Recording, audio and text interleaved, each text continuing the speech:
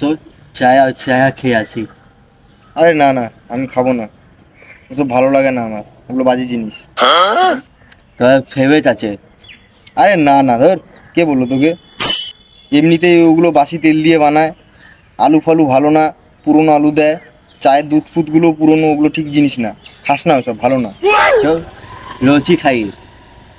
আরে না না, ওগুলো ভালো না, ধর।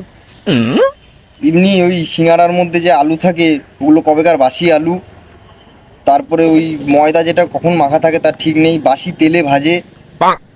আর দুধ দুধ চায়ের কথা বলছিস, আর চায়ের মধ্যে তো ওই কোনো টেস্টই নেই চায়ে।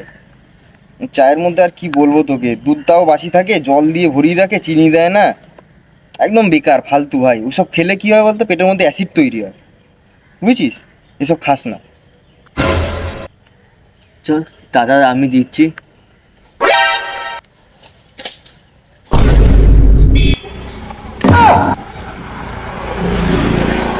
সিঙ্গারা চা এর থেকে ভালো কিচ্ছু না।